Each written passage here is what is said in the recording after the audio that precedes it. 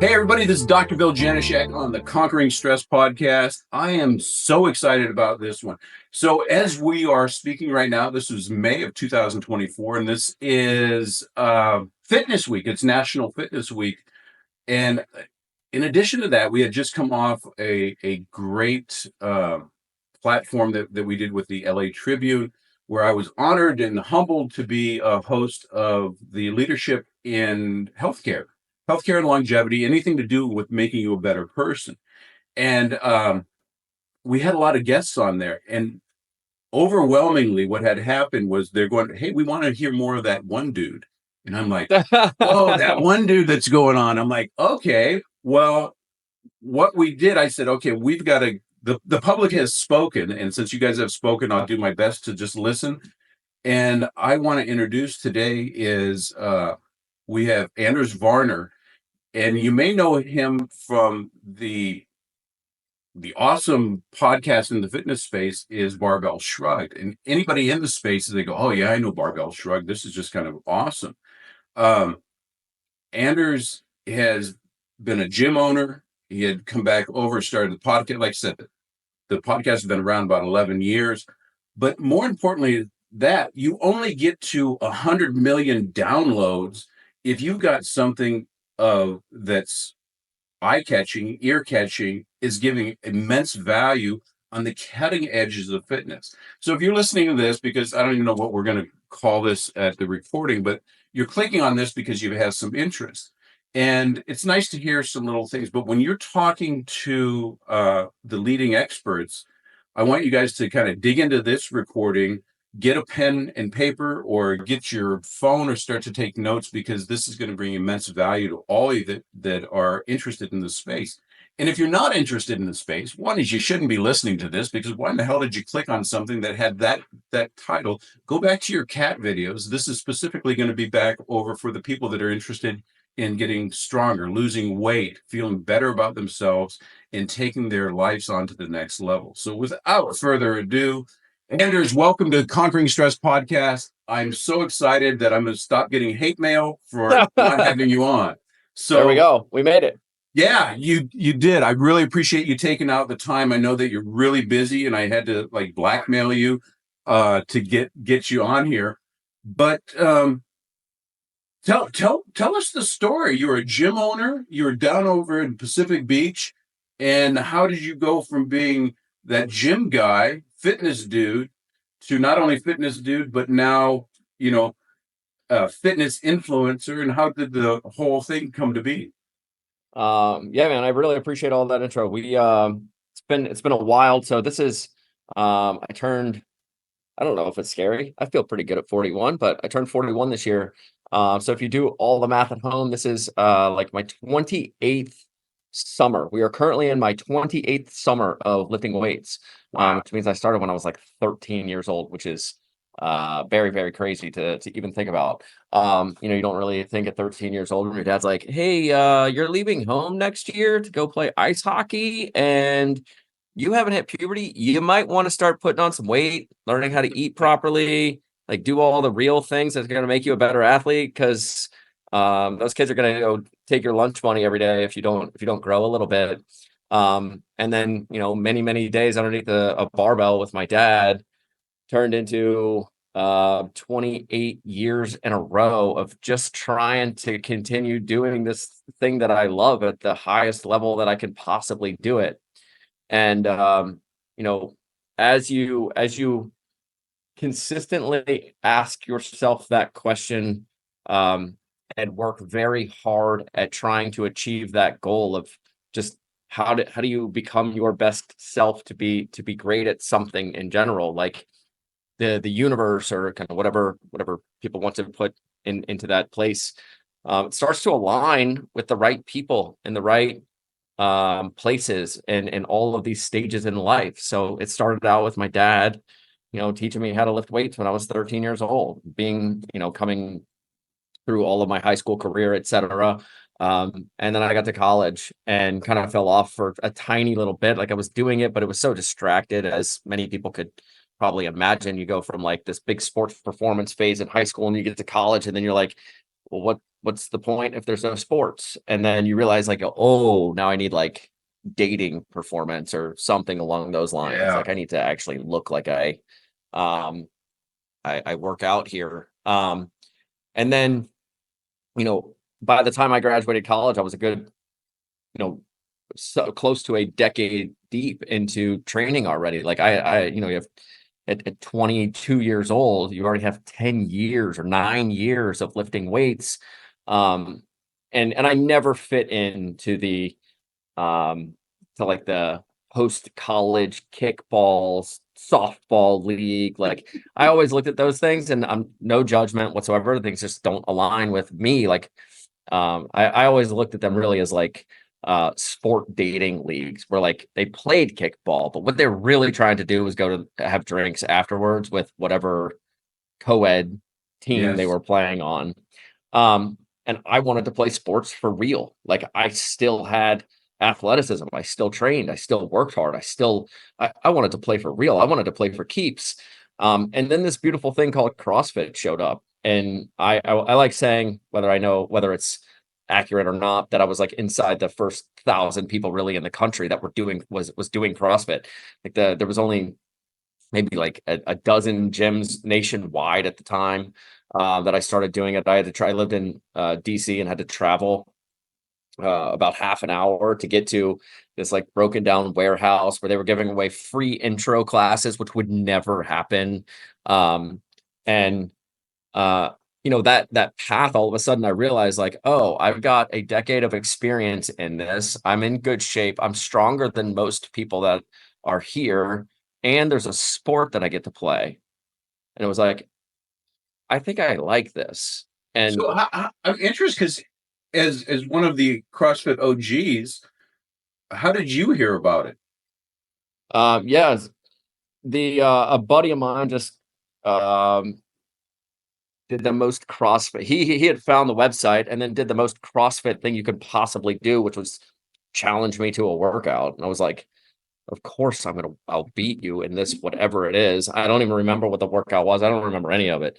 Um, but I'm sure I did the most cliche thing as well and worked out as hard as I could and laid on the floor and writhed in pain and, felt like I was about to spit up like metallic blood in my, like all of it. Right. Like it's that everybody shares that specific journey, which is what unites all the CrossFit people.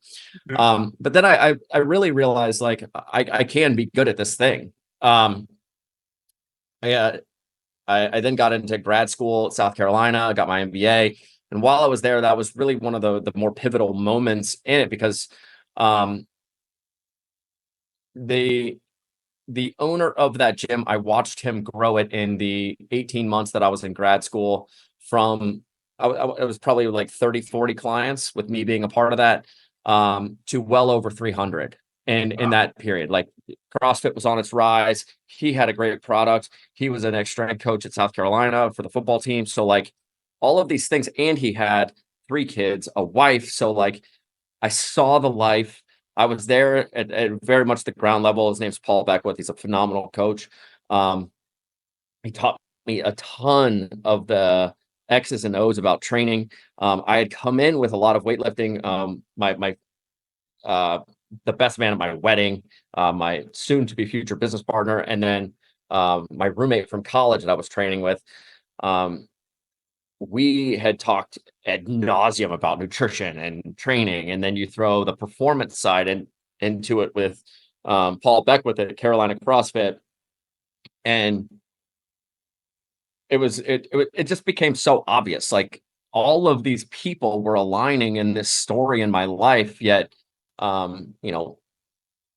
blame me for being 25, but I was still the guy that would train 5 days a week, eat really, really well. And then Friday night, I would stay up till 3 a.m. partying and hanging out. And then I'd roll into the gym at 9 on Saturday morning when like all the families were there. And I would just like clean house, half hammered still. And you just realize like over time, you go, I'm not actually committing to being good at anything because I'm destroying myself. I'm like, it was also the first time that like regional events started showing up and local CrossFit competitions. And I went, well, if I'm gonna do this, I should probably just like really do this. I should really commit to trying to be great at something. Um, and I graduated.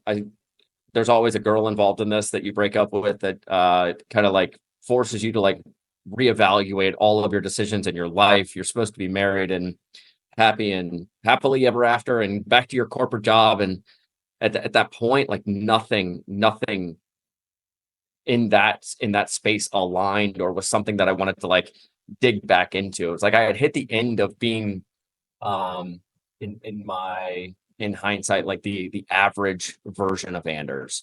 Um and that was, I graduated like a semester early and bought a one-way ticket to San Diego where my old roommate lived, because that's what all Lost Boys do is we just pick up, Go to put Southern 50 pounds, California, dude. put Yeah. 50 pounds of clothes into a backpack and then go to Southern California with no car and ride a bike everywhere.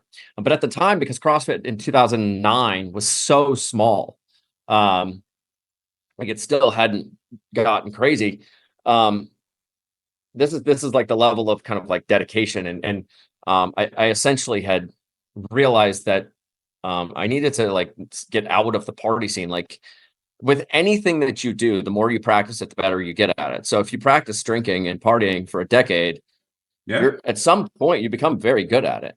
Oh yeah. And Yeah. I mean, it's a point of and life. none of that, yeah, and none of that began to like I had to go kill the old version of me in a very aggressive way. Like there needed to be a line in the sand. And I was from Pacific Beach, hopping on my bike to go take the bus to the train station, to take the train to downtown San Diego so that I could go train at a CrossFit gym.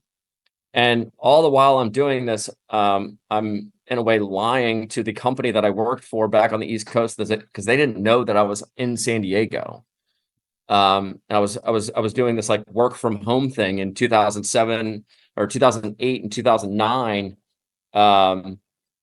Like well before how normalized it is now. But I was like, I just left and nobody found out. I would wake up at 6 a.m. So I'd have emails flying back to my boss and coworkers at 9 a.m. East Coast time.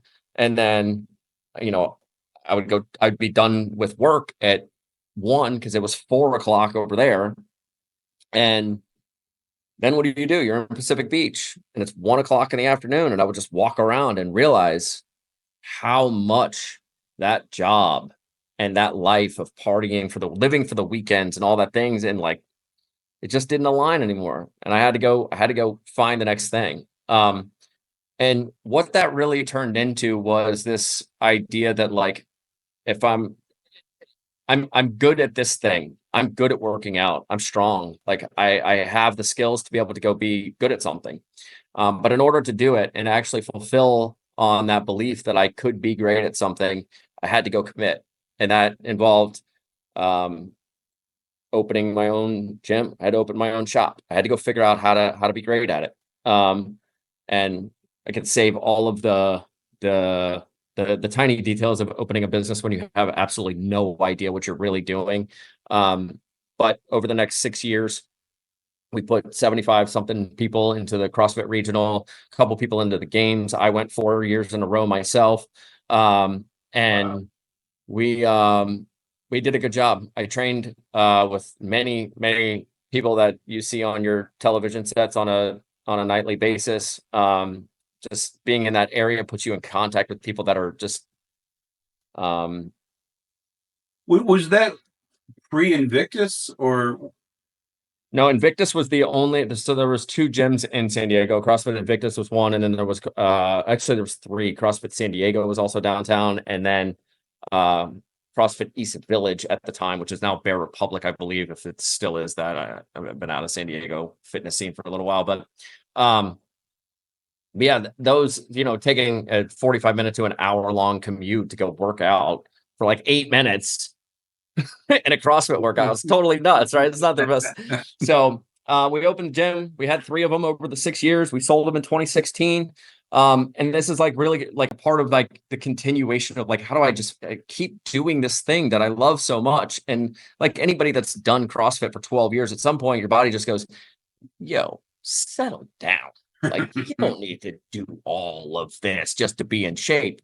And it it led to other very cool opportunities. But from the age of say 32, when your brain is fully formed and the testosterone slows down a little bit, and you start having different conversations about like getting married, having a family, like more of a long, like a less, if in my like 20s I was living for the nights, um you start having conversations about like living for decades and like living for a legacy and having children, and like what is what is like a long-term plan for what you want to be doing. And all of this stuff really comes down to like the next step. You have to take the leap of faith, and along the way, after you make that leap, the people that catch you tend to turn into mentors, that tend to turn into people that you want to do business with. And they're there because you've trusted yourself, and you believe that you're capable of it. And then um, uh, much of that has led to that belief in myself, and has led to being able to work with Dan Garner, working with Dr. Andy Galpin, having business partners, Doug Larson, like where that are widely considered at the best in the world at what they do. And all of that comes from me really asking myself the question of like, how do I just keep getting better? Like, how can I be 41 and still be in as good a shape, if not better, in many, many areas that I was when I was 23, 24. Like, That's interesting too. So you're the thing that I keep hearing is, this constantly about why not be great? Why not try to be great? Let's maximize, let's go all in. And just from my time in health and fitness and even personal development, I've had a lot of friends in personal development. It's always the same story. It's like when you decide, and we talked about the hero's journey a little before we jumped on here. There's either something that's like born in you or something that's thrust upon you that comes back over. And I think the biggest thing that resonates with people is everybody has that innate thing about they want to be great at something, but sometimes fear kind of holds them back, or uh, they tell themselves a story about why they can't be.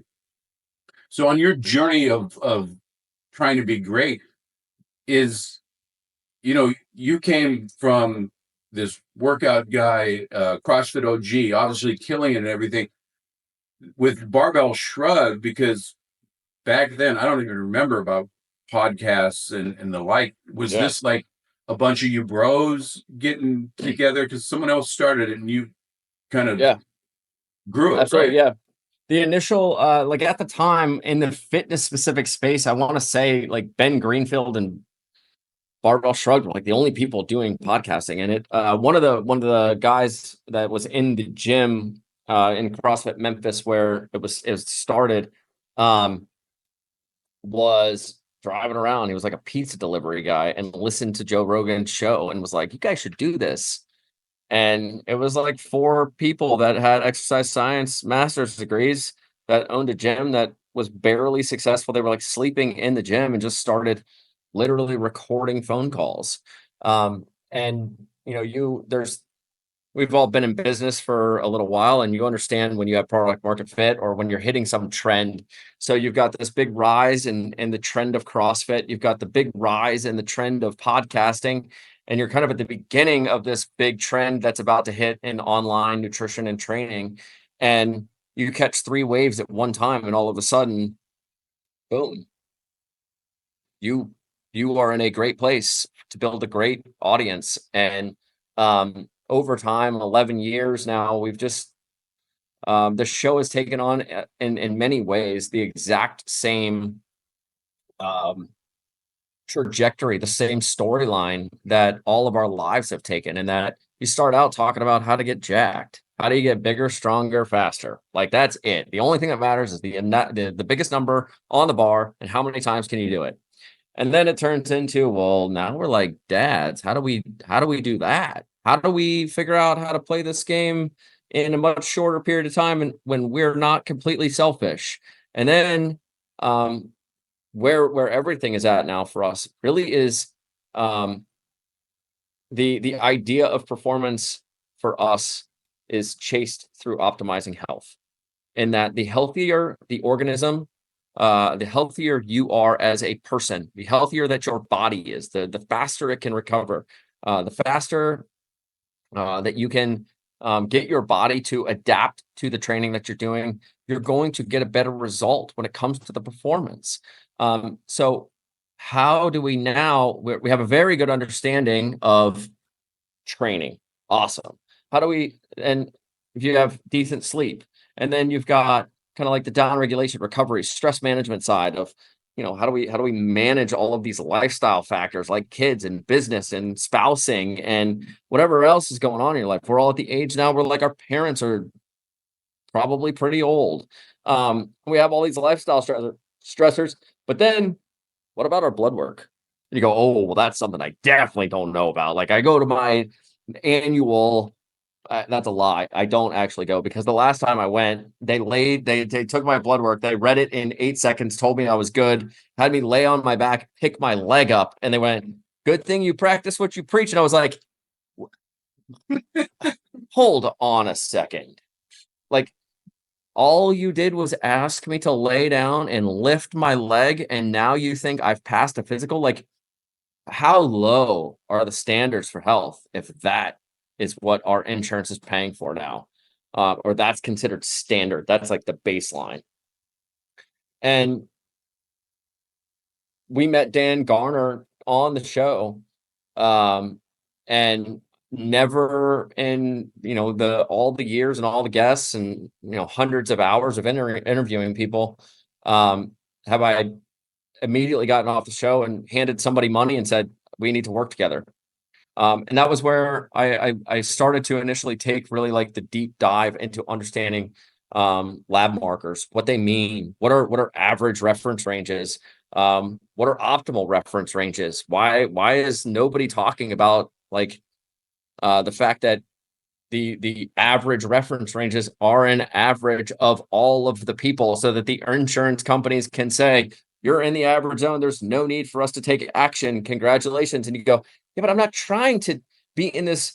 Like, if we take the average, and the average is always going to be of all of the people, and all of the people are always progressively getting more and more sick, then that means the average has to regress. And we don't actually know how we compare to optimal reference ranges. So now we're in this position where we're all aiming to get progressively worse by following the standard. Yeah, you And know what? Let me back up, because like I'm enjoying the hell out of this, because again, you're singing the same song.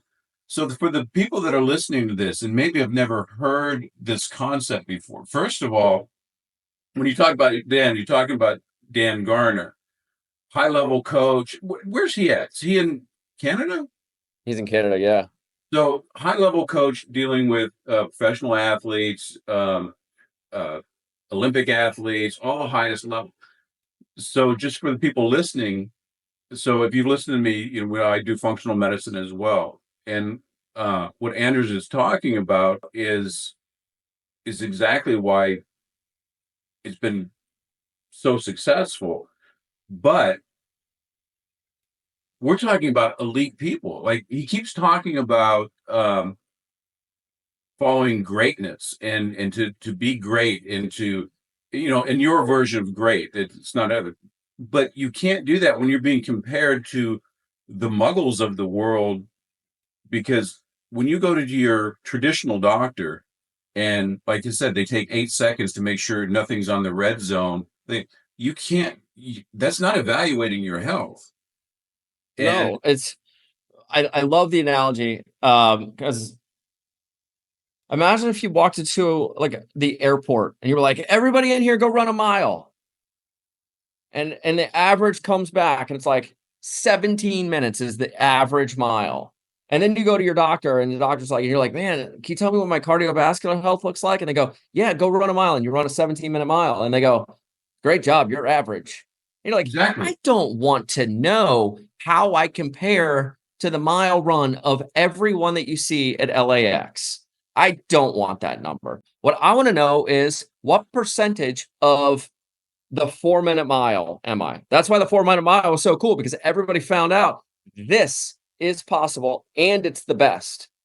So I want to know, how do I compare to the 4 minute mile? And I want to know how I compare to the 4 minute mile in my cholesterol, in my testosterone, in my brain health. I want to understand energy levels. I want to know how all of this stuff plays together. And I don't want to know what average looks like, because it doesn't tell me what the 4 minute mile is of all of those markers. And that's what's interesting to me, is how do I get to the 4 minute mile? How do I be my best self? How do I be great at keeping my body in tip top shape in the absolute best way that I possibly can? And then when I find those things that aren't optimal, say they're outside of the top 10% in those things. So if 100% is optimal, anything below 90%, I'd probably like to pay attention to. And that's exactly what we want as a marker for making decisions, not just, oh, this is very sick. It's like, okay, great. So I'm going to go from like bad to kind of bad, and these like average. And that's what you're getting when you go at like to most places. And the reality is, you should want to know, where are you on the scale of optimal? And when things get past, say, 90%, and you're in the 80%, 70%, 60%, you should know what those numbers are, what they look like, and have a plan to go put those things together. And that really needs to be broken down into like two major categories. So like the hidden stressors, the things that are inside your body that need to be optimized, and then the environment and the lifestyle side of things, visible stressors that also need to be optimized. So if you're stacked with stress and you own a business and you have kids and you're not sleeping and you're doing all these things in your lifestyle that don't add up, they have a massive effect on your internal health. And this is where like so many people miss the boat, because they come in and they go, well, I need to change my nutrition, and they plummet their calories, they starve themselves, they lose a bit of weight, and then they like gain it all back because they just go, I'll just go right back to my old self. And what you really want to actually understand is, how do we create this balance between the internal health and the external environment, so that we are able to, one, have long-term changes, but also be able to chase this idea of optimal, where the stress that you're putting your body on, that you're putting onto your body, one, you have built a resilient physiology so that it's able to withstand those stressors without completely breaking down. So in simple terms, like, train harder without injury or extreme soreness. And then also you want an adaptable physiology so that you are always improving in the most efficient, effective ways. So there's there's two sides of it. You've all seen those people that like, they work out a ton and never get the results. They lack an adaptability. They don't have the internal health, the immune system to be able to react to those things. And then we've also seen the people that don't do anything and get nothing as well. Like they don't have enough stress in their life. Yeah, and that's exactly it. And what I think the thing that why everybody was excited and they're going, oh, get Anders on, get Anders on. We got to let, because you touched on that in the LA Leadership Forum, is that you're singing the song that, and it was all leadership. And what I want everybody to see, because this, I mean, I'm getting all jacked up and excited about this, is because I've been singing that song for forever, but I'm in a clinical place. So once I fix you and we adjust you and we find out what muscle and this and that and everything is, you have to go out and express that.